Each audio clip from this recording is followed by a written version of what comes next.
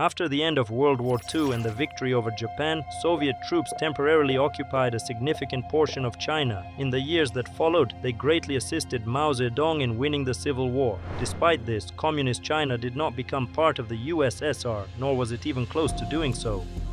In this video, we'll find out why China did not become part of the Soviet Union.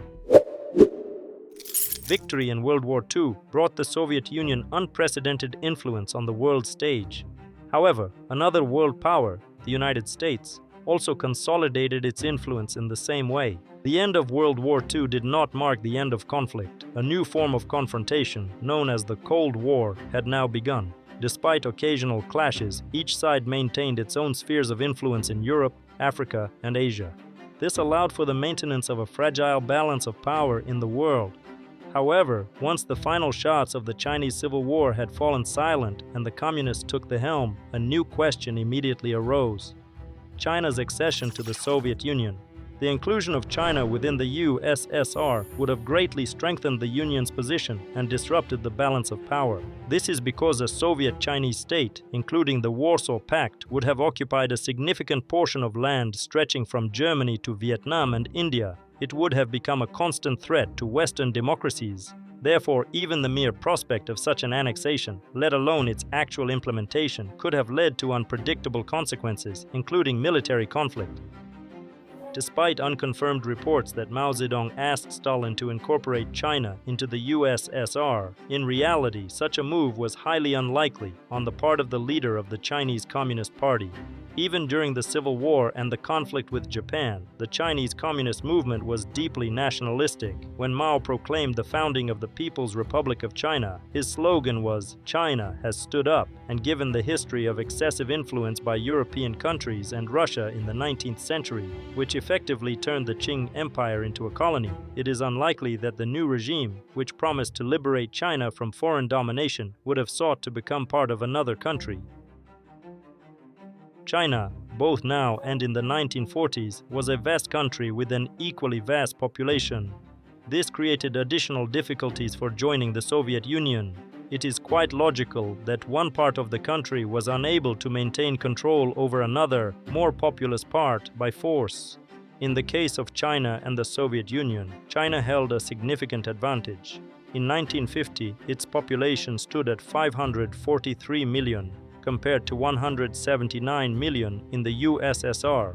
If we set aside the military aspect and consider the issue solely from the perspective of a peaceful unification, it becomes clear that simply by virtue of their numbers, the Chinese would have exerted strong pressure on the peoples of the Soviet Union, primarily cultural pressure. Chinese and East Slavic cultures are very different from one another, and in this unequal contest, China would undoubtedly prevail. And given China's demographic trends in the second half of the 20th century, it would not be the non-Chinese who would be assimilated by the Russians, but the Russians who would be assimilated by the Chinese. And gradually, the Chinese would have become the titular nation of the Soviet Union.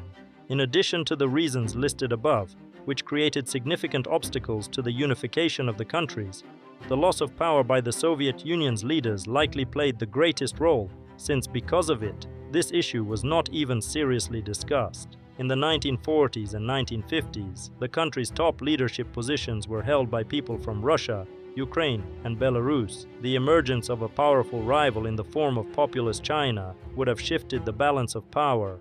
Even from a purely numerical standpoint, representatives from China would have been appointed to leadership positions in the Soviet government, since ignoring 500 million people would have been simply impossible or even disastrous for the entire country. However, had China joined the Soviet Union after Stalin's death, the young and ambitious Mao Zedong would have become the leading contender for the position of head of the CPSU Central Committee. The same would have applied to many other important posts. Simply because of their numerical superiority, the Chinese would have gained greater influence in the Communist Party than those of Slavic descent. In conclusion, it can be said that the leadership of the Communist Party of the Soviet Union was not interested in China's accession, nor, for that matter, was Mao Zedong himself. For the USSR, such an alliance would have meant the inevitable dominance of the Chinese in the economic and, most importantly, political spheres. And if that had indeed happened, tensions between the US and the USSR would have reached their peak and could have escalated into a full-scale war. Thanks for watching. This was the History Moments channel. See you soon.